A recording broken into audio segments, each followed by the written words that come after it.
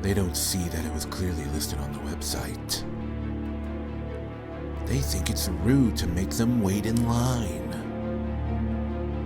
They can't believe he won't be open this Sunday. They think you're the crazy one. They're not normal customers, oh no. They are. The Patronarchy.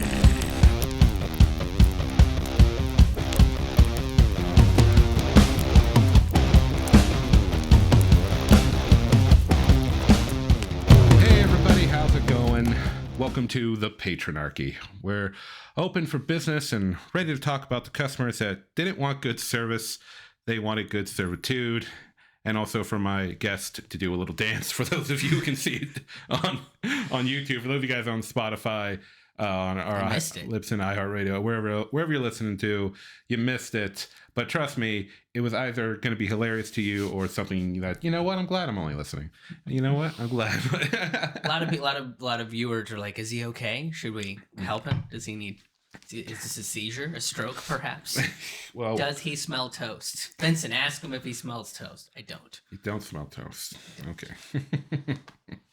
And since I'm such a professional now, I'll make sure I'll turn the ringer off of my phone. Vincent, disappointing your former employment. Yeah. This is such sacrilege. The beginning of the podcast, it could have all been ruined. I know. I'm such a bad man. We'd have to stop the projector system, find out who it was. I had a guy, this was at Spider-Man 2, who picked up his phone in the middle of the movie. Like Peter Parker had just lost his powers and he was meeting with Mary Jane. Yeah. And then all of a sudden, in the middle of this emotional scene, somebody just goes, "Oh, hello?" No, man, I'm at a movie. And I'm like, you acknowledge, you know where you are. You shouldn't pick it up. And then I just leaned to him and I was just like, hey, man, we're all trying to do a thing together. Yeah. Do you want to take your call outside? Because this isn't your living room. It's like a movie theater. And then everybody applauded me. As they should have. But I feel like they might have also been applauding the fact that Peter Parker had gotten his powers back, because that was the same. Oh, okay. So you'll never know now. I will never know, but my ego tells me that it was... Because I did the right thing. It's so funny that you bring that up. By the way, my guest today is Krish. We haven't announced because comedian and good friend of mine, Krish Mohan.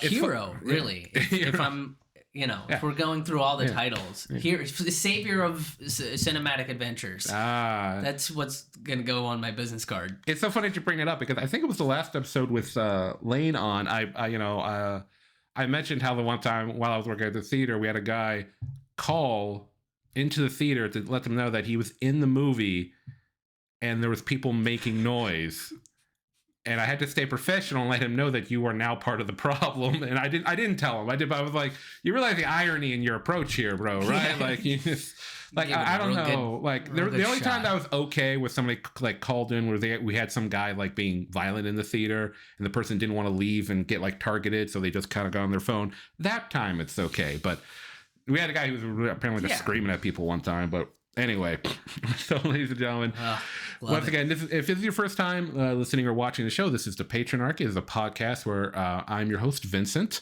and every episode I bring on a guest, typically a friend of mine, former coworker, somebody I've had been through some good times and bad times with, and they tell us stories about the worst customers they've had to deal with at their various jobs.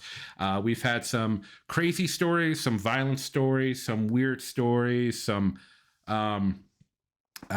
stories I'm like, wow, that person's out in the world. That's unfortunate. Unfortunate is such a polite way to put it, Vinny. I know, but I feel like they understand.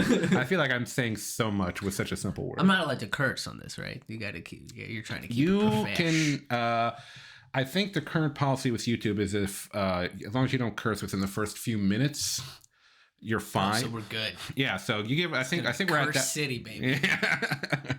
But anyway, Krish, before we continue, I know a lot about you, but for those who don't, let the people know your story there. Yeah, I was a full-time touring comedian before the pandemic and the before times. Now I'm just kind of transitioning and doing different creative stuff to I'm not doing my shows anymore. I closed down my podcast. I did them for 10 years, and it was time to kind of say goodbye and shift focus to other stuff. And so that, going back to doing stand-up in a little bit different way than I've been doing it for the last couple years. So right now there's a lot of changes happening, but all of this stuff that I'll be putting out will be on my website at krishmohanhaha.com. That's my little plug. That's my little background. All right. And you just came back from you're on tour for a week or two, right? Yeah, I was on tour for 10 days with our good friend Ron Placone. Ron Placone. Old Ronnie Pease. Yeah. Old Ronnie Pease, as we used to call him. And Ron, if you're tuning into this episode, don't worry, I've been eating my pasta. He makes me watch. It gets weird. But I'm into it a little bit at this point. I think I've got Stockholm Syndrome, and I just kind of accept it. Also, nobody called Ronnie P. I don't want that to start. No. I don't want that to spread around, and then people start calling him that, and I'm like, I don't. No. I have this power, and I don't want to use it for. Hashtag Ronnie P would be really bad. That'd be really bad. He calls you up like, Krish, goddammit. It's just memes of him with the spray tan. With like a really bad.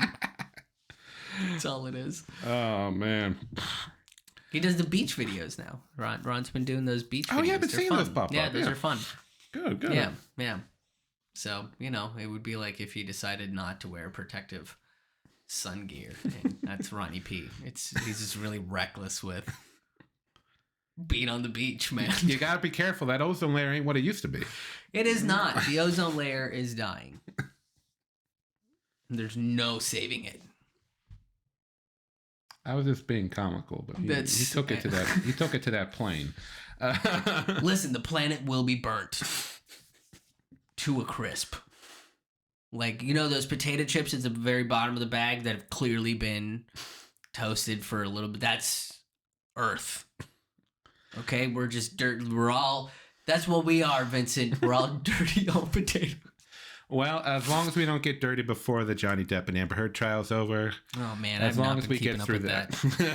I really haven't either. I see an article. I read a little bit. I watch maybe a clip here or there, but honestly, because my understanding is it's very complicated, and everybody's like I think maybe where my understanding is they both did nasty shit, but she was way nastier. I think that's seems where like she got violent, like physically violent, and it's like, okay, that's all right. Yeah. That's not cool. That's okay. Ugh. Anyway. What a mess. Yes. But now let's talk about messes that you have personally experienced. Krish, tell us your tales of your encounters with the Patronarchy. I hope there's a graphic that comes up when you say that, because I can make that. Really should. I should. Well, I don't know. Let us know down in the comments whether I put it in there. You totally need to put a graphic in there. Everybody should say yes to that. If they say no, they're wrong. Screen goes red or some shit. Yeah, something. Yeah, I think there would be fire. A little transparent. That'd be awesome. So I was my first the legal job that I had was at over in Bridgeville. Oh, by the way, just to let you know, you can't say the name of the businesses because I don't want to get sued. Okay. I'll bleep it out. It out. Okay. It was a grocery store. Ah. I have a rule. Oh, yeah, I forgot about that. Yeah. It's okay. Yeah, I have a few rules for those because I tell people don't say necessarily the name of the business because I don't know how. I forgot about it. I don't know how legalese is. So it's probably fair. One of these days, I'll hit up a lawyer and ask him about this. I worked at this grocery store. I was 17, maybe. Oh, teenage. Yeah, just a babe, and on the verge of manhood. I worked as on the register, and I hated it. So we had a grocery man, one of the grocery managers. We'll call him Dan. Dan was my favorite because he was a bit of a younger guy, and he was a little bit quieter, but like he was one of those dudes like when he said shit, like it counted. Yeah, okay. But he was always real funny about stuff. Oh, wonderful. So we kind of got along very well. So then he would take me off registers and put me on stock, and then Karen, who was the customer service manager, would get mad and try to punish me and try to, quote, demote me to bag boy by giving away my register. Wait, was her name really Karen or no? You don't. Yeah, don't say it. Don't say the names. We'll just call her Karen. Why not? We've had Karens. She was definitely a Karen. She was with a Karen. Let's put it this way. All right, she was of that breed. Okay. She was of that breed. Yes. And she was going through stuff, but I was often the target of her vindictive assessments and stuff. Oh, yeah. We weren't friends of each other. So finally, she gets, she kind of talks to I think like the store manager, and he was like, "Yeah, you just got to stay on register today if that's cool." And I was like, "Sure, fine." So I'm on register and I'm bored out of my mind. And I see, I just see this random dude come out of the deli, and he's just got all of this meat in his hands. All right. Right? Like, I mean, we're just both hands, like he was carrying like a small baby's amount of meats from the deli. Or 4 Qdoba burritos. What? I equate baby sizes to burritos. Oh, okay. Okay. What was the burrito? What's Qdoba. Okay, they're baby size? They're pretty big burritos. Okay, large burritos. Yeah. And that's how you kill momentum, ladies and gentlemen. Yeah. That's right. Like this. Okay, baby meat. Little baby, yeah. And he's just kind of walking out the store, and I was like, did that guy just steal meats? And it was just so wild and out of the blue that it just like, it didn't click that something was wrong. Because he was being like so casual. Because he was being very casual, but also not, because he was definitely looking around. Okay. And I was just like, but it's just like how you don't see that kind of stuff, right? When people kind of shoplift, you're talking about like in the coats or pockets, or but this guy, I mean, bold too, just carrying it out in the open. He was wearing a tank top. There weren't even sleeves like this. If he was a magician and did like close up hand magic, it would just be sorcery, because there are no sleeves on him. How is he doing that? Where are the cards coming from? He's the devil. Anyway, so then all of a sudden this guy leaves, and I go, I think that guy stole meat. And before I could go and because I didn't know what to do, so I was like, I'll just call the manager. And before I could even think to do that, here comes Dan out of the deli section running, going, call the store manager. And he bolts out the door. And then I see the meat man turn around and him start to book it. And then I turn around and the store manager's coming, and he's like, tell Dan I'm on my way. And I was like, how? I don't... Send a psychic message. You're gonna see him before me. Like, you tell him. I think you tell him. So he runs out, and then I was just like, I don't know what to do. And the Karen comes over, and she was like, what was that all about? And I was like, I think someone's stealing meats. And then she just kind of was very flippant, just like, whatever. And she leaves, and like all the other cash registers are like, something crazy's happening. Right. And so the store manager comes in, one hand on the back of the dude, the other hand got together, pushing him back into the store. Whoa. Shirts dusty, untucked, scuffled. And the meat man is laughing. He's laughing. And he's like, I didn't even do nothing, man. I didn't even do nothing.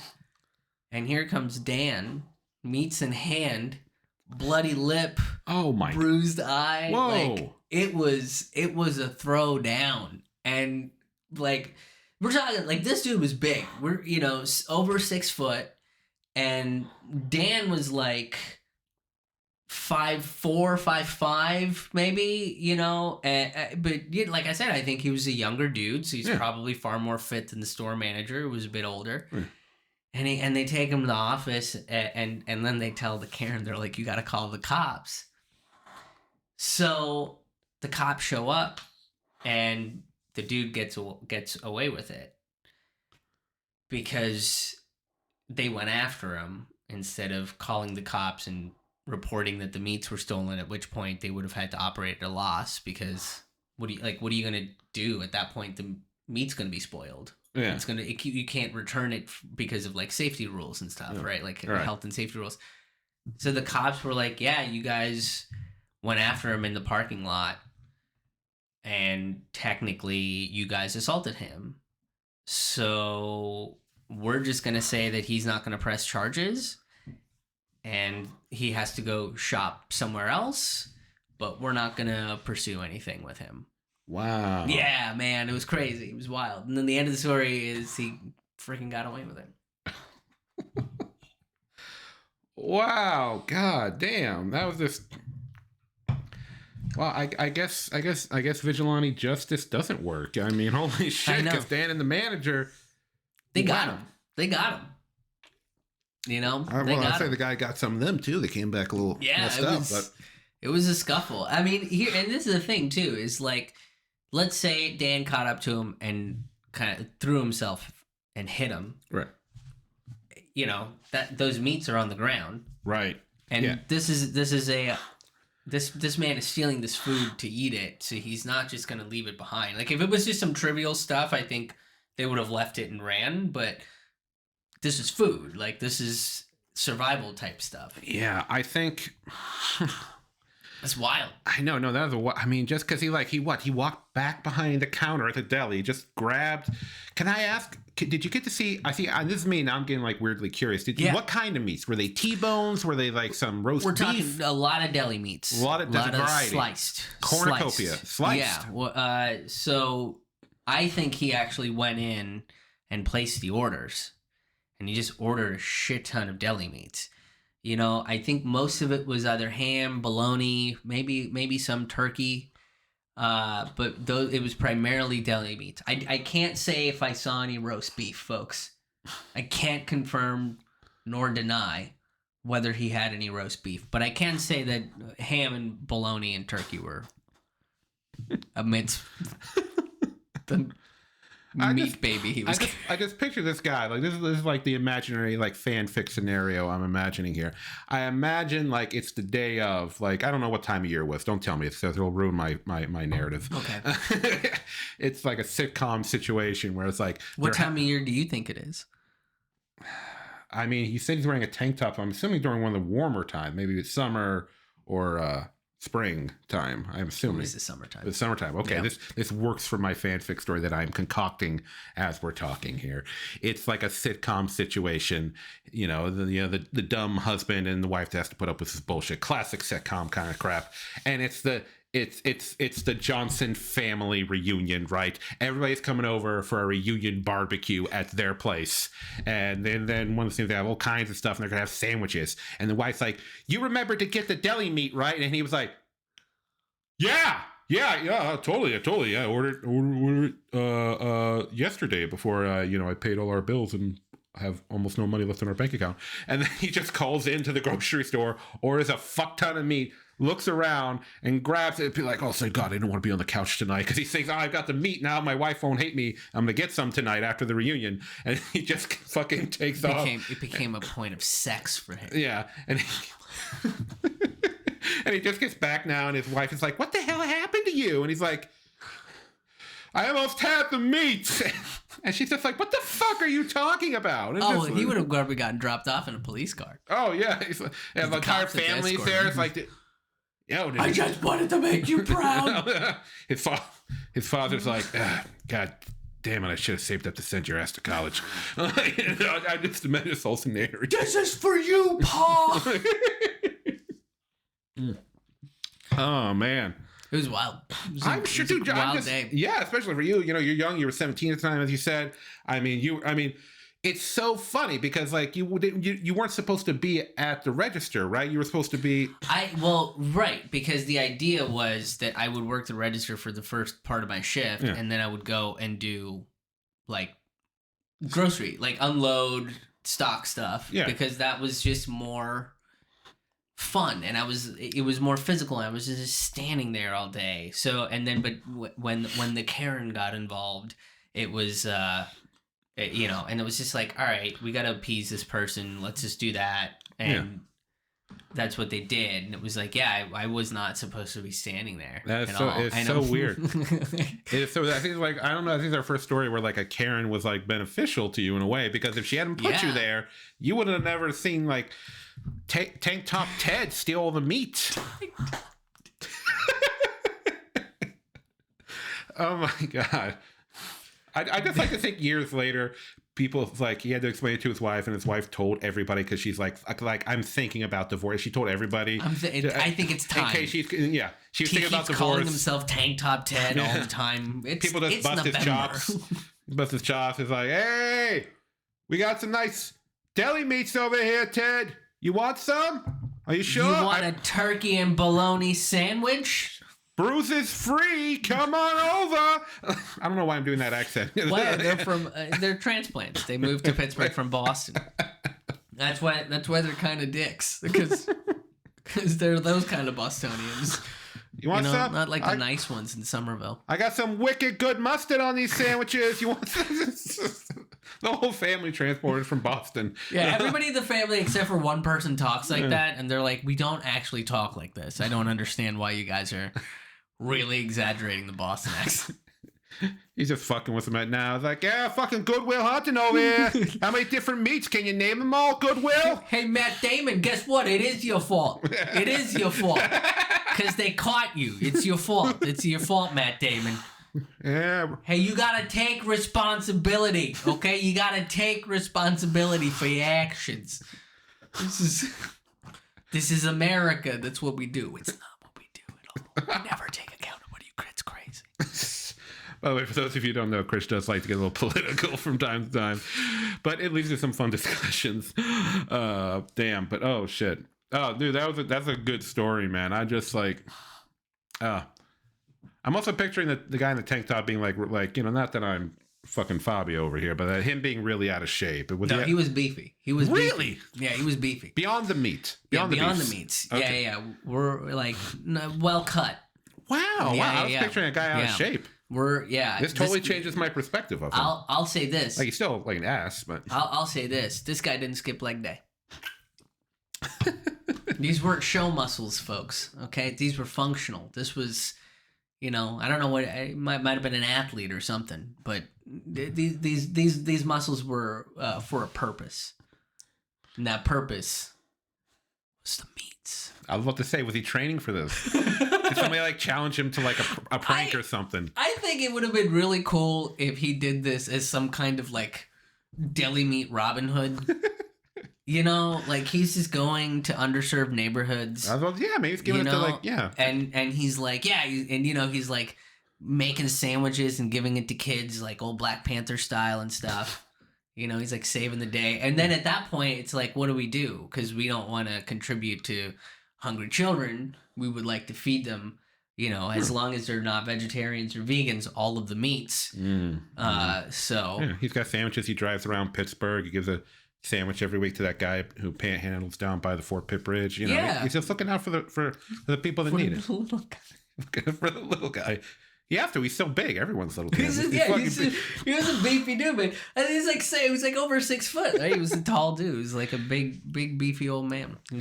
Cool. If he was a type of cake, he would be a beef cake. Oh my God. Everybody knew where that was going, and they're really upset that I finished the joke. If you want to see something upsetting featuring cake, there's a series on Netflix called "Is It Cake?" I know. What is that show? Me and Ashley's my fiance. We watched that series, and for those of you who don't know, it's those types of cakes that look realistic. Like they have a cake that looks like a leather handbag, but it's not a leather handbag. It's cake, and it's hosted by that guy from SNL whose name I can't remember, even though I watched the whole show. Because he didn't do anything after SNL, so now he's hosting. No, I think he's still a current cast member or something. That's so much worse. Well, they probably filmed the whole thing in a week because there was only like 8 episodes to it. I don't know. I don't watch a lot of SNL anymore. Like I recognize the guy's face. I know he's a current cast member, but in the first episode, I'm not joking. Spoiler for the first episode of "Is It Cake?" So during the competition, the competitors they make a cake and they get to choose their object that they're trying to like make a cake look like. And this one guy chose, I'm working so fucking off topic, but you need to know this. This is important information. This is great. He has to make a cake that looks like a couple of tacos, all right? And part of the thing is the show people, they give you like 4 other plates of tacos. So you put your cake taco amongst the other tacos, and then the judges have to try to figure out which one's the real cake. And you're like, oh, okay, I understand. That's cool. Because, otherwise, But here's the thing. The guy added fake, like really obviously looking like fake tomatoes to one of the real tacos. And the judges picked that one. Oh. And none of the other competitors in that episode or any other episode tampered with the decoy items. And the guy's name was John, by the way. And at the end of the episode, me and Ashley were like, and he won the first episode. And me and Ashley were like, did John just cheat? We're like wondering, I posted on my Twitter, just watch Is It Cake? And John definitely cheated. I think I've gotten more likes on that post than I have on anything else on my Twitter account. It's been slow. I think more and more people are discovering the show, and I'm just like, John fucking cheated. He didn't win in the end. He didn't win the grand. Spoilers. John didn't win in the end. But it was like that first episode, I was like, well, what the fuck's going to happen next? Nobody stopped him. It wasn't like he did it secretly, like when the cameras were off. It's like the cameras saw him add the false tomatoes. So what you're saying is It Cake is basically an anarchist show. There are no rules, people. This is like Survivor, but somehow worse. I did watch. I watched a preview of it, and I was like, "This is insane that this is a show. This is insane. And I'm really sad." But they have so many baking shows on Netflix. I know, it's crazy. Great. I got to get into that British one. That's the one that Great British Bake Off. Yeah, it's the one that I've been told. Yeah, the only other one we've watched is one where they take people who are amateur cake makers and they try to make them look like sculpted specialty cakes. I think it's called Nailed It. And it's literally just a show for us as an audience to vicariously bully people who are out of their depth. They're like, you need to make a cake that looks like a large soda, and it comes out looking like a depressed like cornucopia or something. It's I'm a construction worker, man. I don't know how to do this. I make muffins. I just trying to put my kid through college, please. Oh shit! They're like, make the cake, make the fucking cake. It's just funny. It was funny watching and then the judges have to eat it and they have to be nice, but they want to be like, I think this thing is staring at me, and you're supposed to. It's not even supposed to have eyes. Like, what is this? Yeah, I think that one I think they've made fun of it. Speaking of SNL, they've made fun of cake shows on SNL. And then one of the people from SNL became the host of a cake show. So this is life karmic realignment. Yeah, that's what we can call it. Oh man. But anyway, we've been off track for a while, but we've been having fun. I like to think.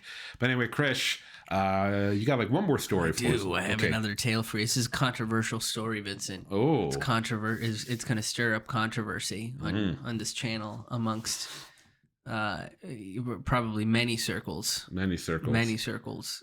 Comedians. That's about it, really. Okay. But they form many circles. Comedians will form sub-circles. No, this involves one of the first design clients I ever got. I worked as a freelance graphic designer, and I stopped doing that because 60% of the job is hunting people down for money. And that gets exhausting when you just want to make cool art. So, and it's getting better. I think the freelance world is starting to get better. People's mentality is starting to shift. So it is starting to get better. I'm not trying to knock freelance world or anything. But one of the first clients I got was a comedian in the scene. And I'm not going to say this individual's name. We shall call him Arthur Marseille. That's what. Okay. Arthur Marseille.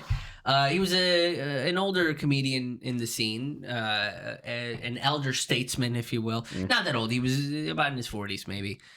Right. So me, freshly out of college in my 20s, this is an older person. I'm on the other side of 40. It's okay. Point. No, it's okay. I had a teenager think I was 42 when I was like 28 once. So it's okay. I understand. It was really a ride. But teenagers are just like, they're like bags of honesty, but in the worst way. I know. It's like bags of honesty mixed with poop. That's they just look what at you they are. Like, young people like, are they old?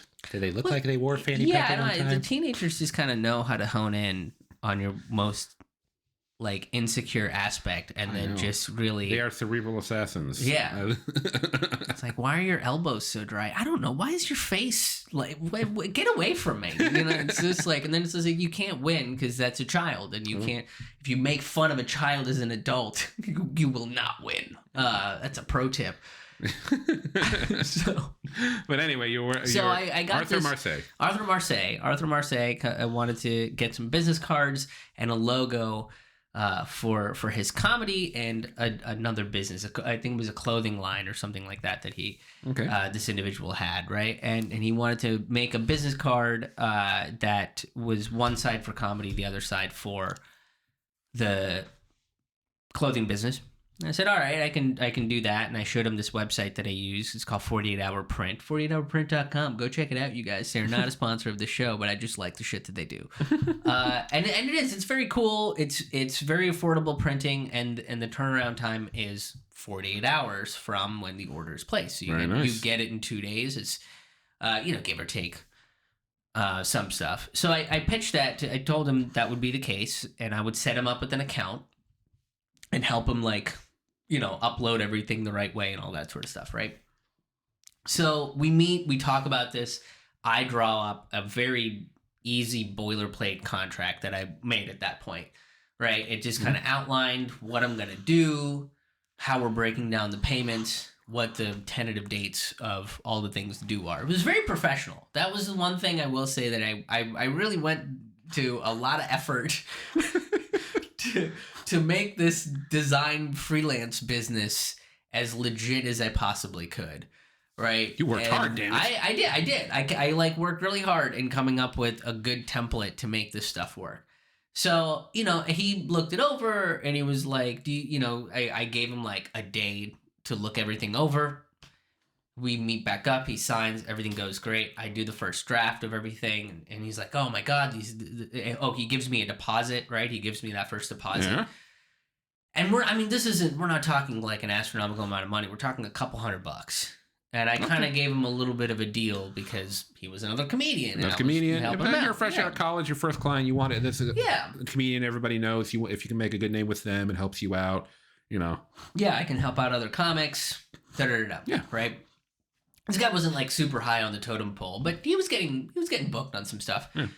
He knew certain people, and at first it was like, this was a pretty cool, like we got along very well, and it was all easy and stuff. And like I made a research presentation for him that involved the first draft so that we could sit and talk about what works and what doesn't work and how we're going to make things do that. And, so he looked it over and we met and we talked and we got through the first draft and everything was great.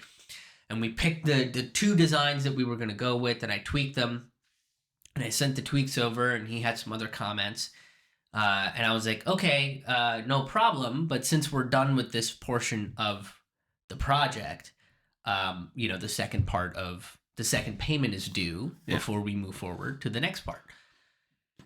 And then he gets real defensive about stuff.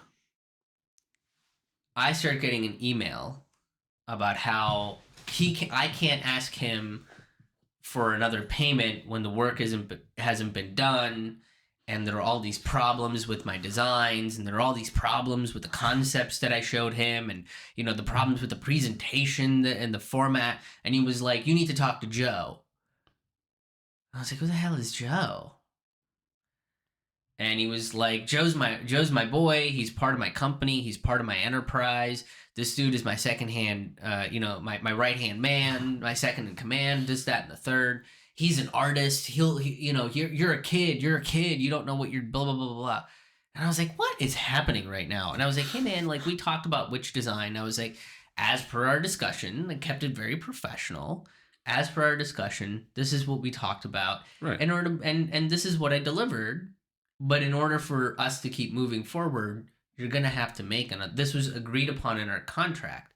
And he was like, oh, and then I was like, also, I will not be taking any direction from this Joe because I don't know who he is. And we made we made an arrangement. And if other people were involved, you should have told me that in the beginning. So I don't feel comfortable taking direction from Joe. I don't know him. I Oh, yeah, have a relationship with Pop you. in a new guy at this point in Yeah. your project? Weird. Yeah.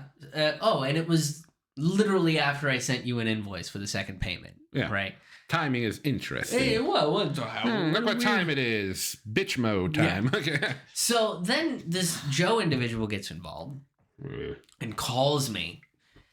And I spend 45 minutes talking about my experience and what I've done and this, that, and the third. And then he is like shitting on me on the phone, this young designer, and he's telling me I don't know what I'm talking about and this, that, and the third. And they wanted to like be very repetitive about stuff. Like they wanted, the logo for the clothing company to appear on both sides and the logo for the comedy thing to appear on both sides. And it's like, no, that's not how, why would you do that? That's not the point of what we're doing. That's so redundant. And he's like, he's talking about how it has to be brand recognition. And I was like, yeah, but that's not how you achieve that. Brand recognition happens over years with a consistent thing that you're put in front of your customers. And it's very clear to me that this individual does not know what they're talking about. But I kind of was like, oh, if this guy's Arthur's artist, then I bet he would go to him to make this business card. But something happened that he lost confidence and then looked for someone new, found me. We went in this direction. And then when he had to pay up, he brought him into it and complicated everything. Yeah. So I basically said, I'm not going to do what he wants because it's not the right thing for you. And I was like, regardless, you still owe me this invoice. I was like, I don't need to go any further, but for the work that's already been done, I need to get paid. Right. And if you're going to cancel on me at this point, I need to get paid. Yeah. So pay the second deposit, we'll call it even, and we'll move on. And I don't have to deal with it. He went off, and then he starts going off on emails. We didn't make any of these sorts of decisions. He is my partner, so you will say what. And so then I said, okay, I think this is going to look really bad, and if you're not going to send me a second deposit, then we're terminating this arrangement. I'm not giving you any rights to any of the work that I've done, and blah blah blah blah blah. And he flipped out again and eventually was like, all right, let's meet up and talk about what's going on and what we need to do and this, that, and the third. And then, we did. He paid the second deposit. All right, good. We figured out what we need to do. Good. And I was like, no disrespect to Joe, but this is not his project. And he was like, I understand that he's a partner of yours, but he is not who I'm working for. Yeah. You are my client. So I'm going to tell you what I think.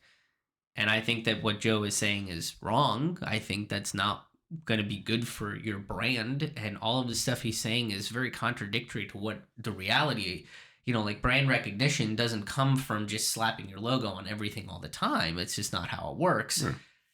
And, he got a little defensive and he apologized for getting, and I was like, okay, all right, cool, whatever. And then, we do the thing. A couple more weeks pass. We tweak some stuff up. We change a couple things. There were a few issues with, color and the way that he wanted to, so we figured some stuff out. And he was mostly nice. And I said, and we finally agreed on, I think it took me like 4 rounds of revisions, which is more than what I would say you should do.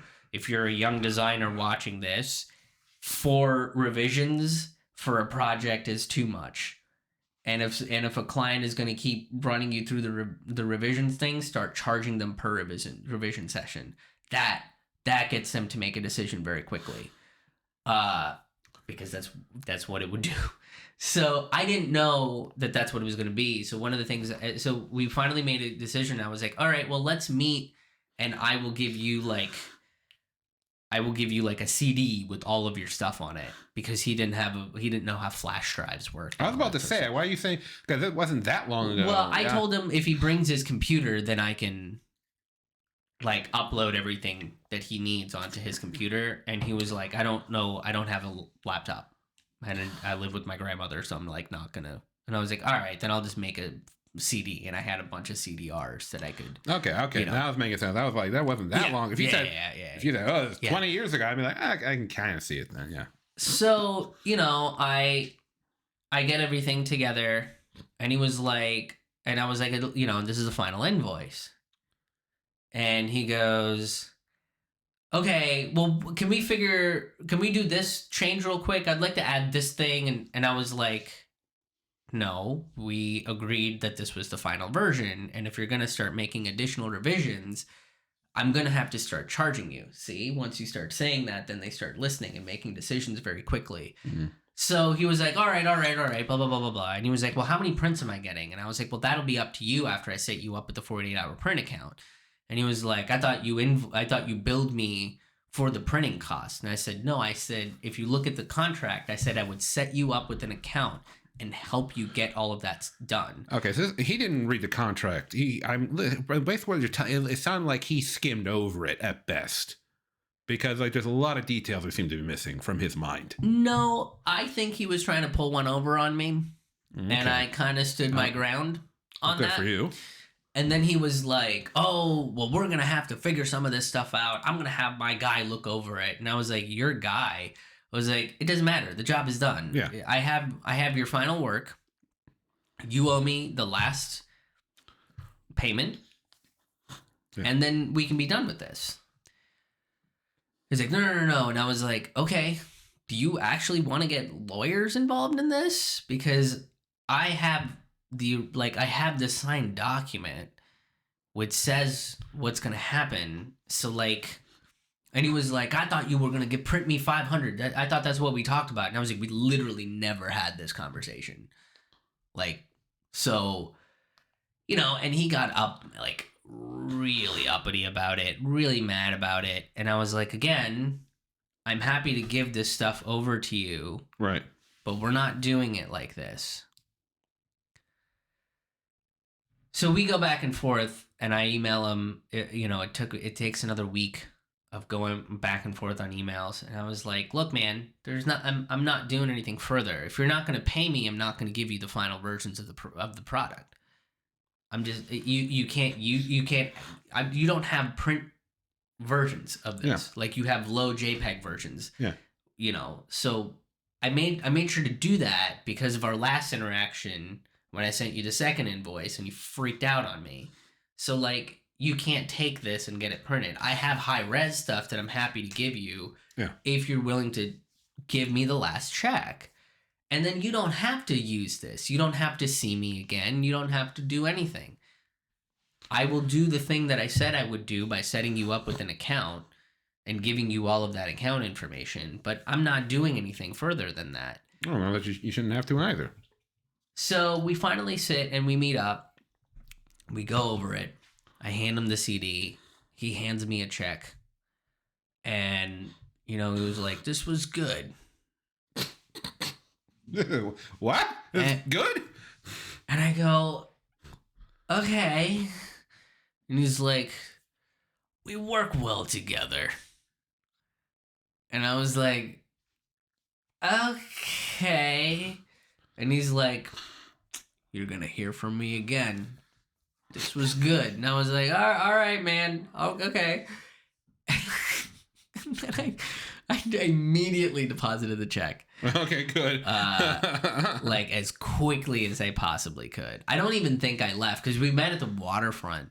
And I think there was an ATM there. And I just I was just like, nope, I'm not messing around. I don't know.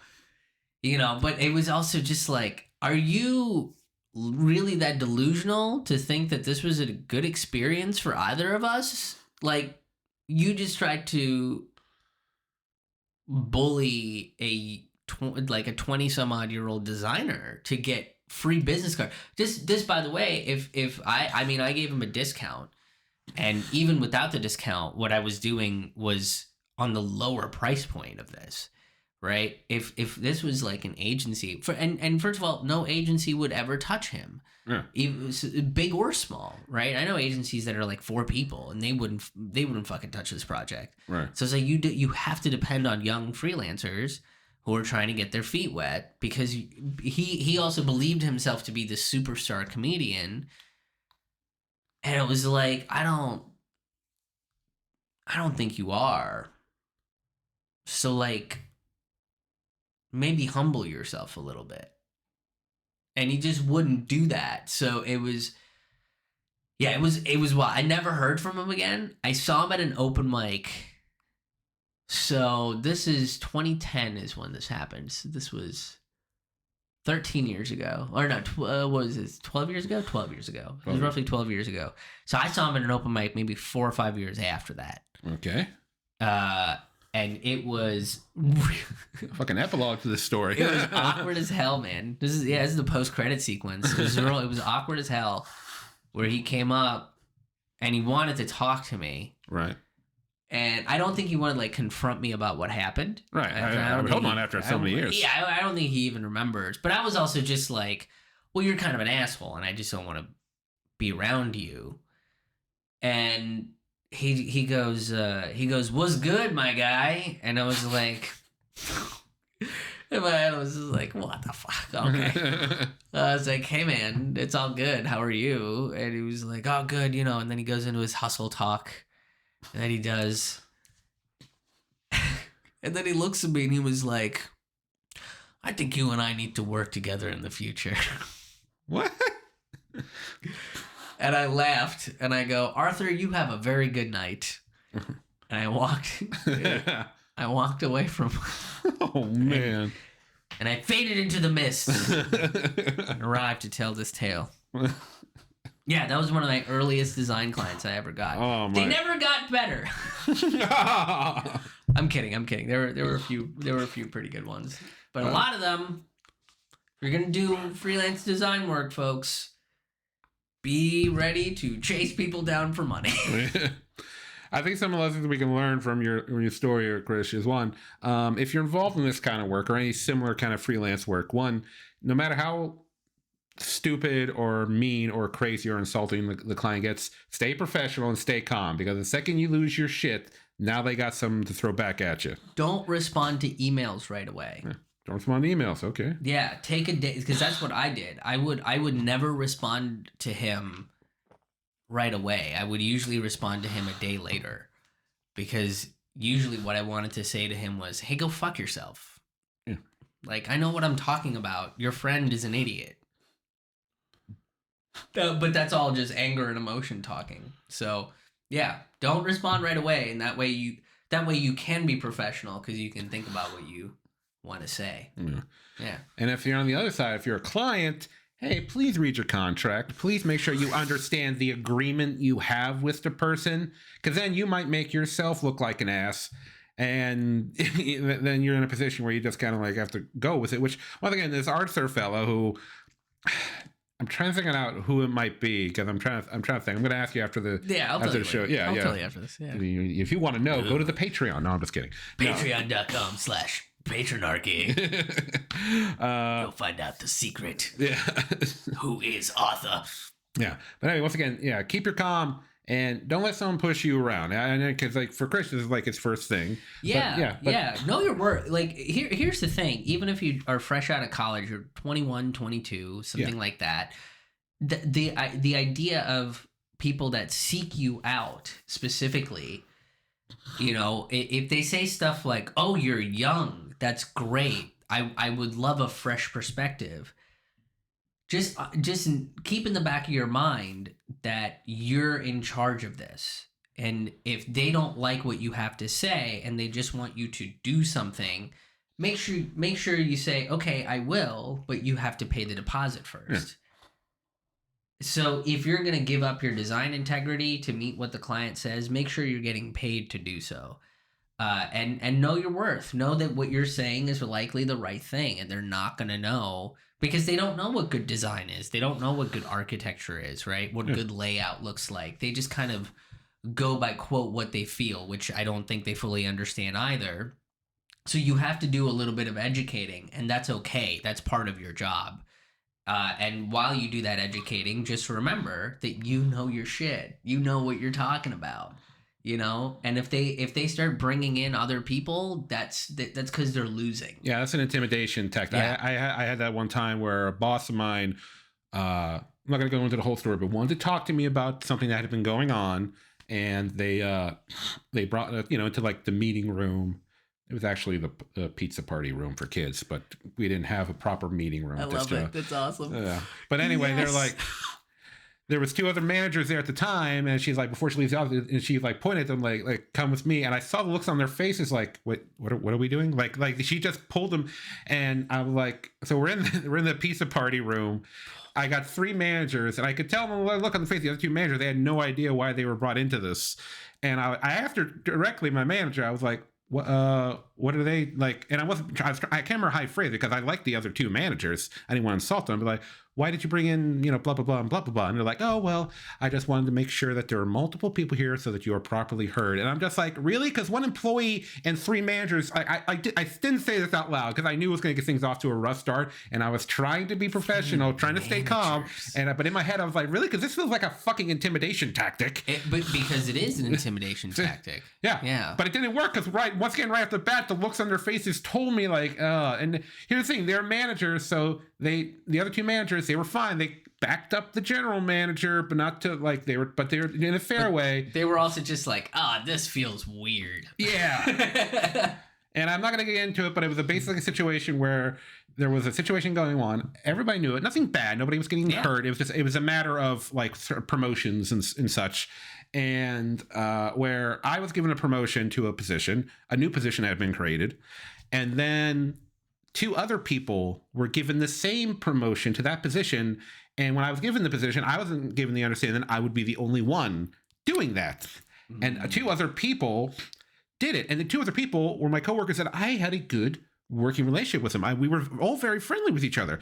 But then because there were 3 of us, and there really didn't need to be 3 of us, maybe like 1 and a backup second in case situations, now we were competing to this shift because like it was a position where it's like we didn't work that position all the time. It's just like you had this position like 2-3 times a week out of your out of your hours. Right. But because it paid more, now we were all like competing to get those 2 to 3 shifts of that position. And none of us got mean with each other, but it caused tension between us where we're like, dude, this is ridiculous. It's like, because we all understood like, yeah, we all want to make more money, but we didn't want to, it was really that none of us wanted this competition. We all like, none of us, no one got mean. No one used like dirty tactics to grab a shift. We were all just like, we tried to work with each other, but there just didn't need to be 3 of us in this position. It was overstaffed and they were trying to do a competitive thing to see who they can get the most out of for the lowest pay. Yeah. And so, it got to the point where I had to like talk to the general manager. So we're in there, I got to 3 managers. And, I asked them like, why this happened? And they're like, oh, well, they were, I can't remember what it was some BS reason. They're like, oh, well, they were deserving of it too. And, I thought we needed more. And I told her like, yeah, but now we're competing for these supervisor shifts of this one position. And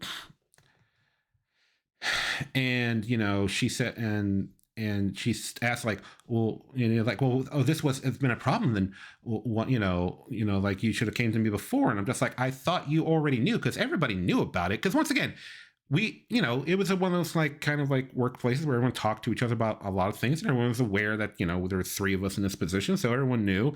And I was like, I was under the assumption that you already knew. And she admitted that she was aware of it. But she said it was my responsibility to come to her. And I wanted to, and this is one of the things where like I was staying professional because I wanted to be like, no, you're the general manager. If you're aware of an issue that needs addressed, you're supposed to address it. You're not supposed to wait till someone comes to you if you're aware there's a problem that needs resolving. And I've thought about that stupid ass meeting in the pizza party room so many times over here. All the things I wanted to say to her. Oh my gosh, she was one of the worst. Yeah, and then that's the thing is like in those sorts of situations, if you do, then it gets turned around. We're like, oh, Vincent, you're being unreasonable, and it's that's why it's like stay calm and don't be mindful and be reflective rather than reactive in those situations, because what they're trying to do is get you to react. So then they can flip the situation on you. Oh yeah, no, I've seen that tactic with managers before. They push you on something, and they're trying to say, they you can tell like, man, you want to fire me, but you don't have any. You just don't. You got nothing in the barrel. You got nothing. I got. So I'm not gonna give it to you. Yeah. I'm gonna fucking You're baiting, and I'm not taking the bait. Yeah. Don't take the bait. Don't. I know it's hard. Trust me. I've worked a job. I worked a job where I've had to be the doorman at a bar, and people get in your face and they say crazy stuff to you, but in the second you lose control, the situation just gets worse. The more you can stay calm in that situation, the more you can control the situation.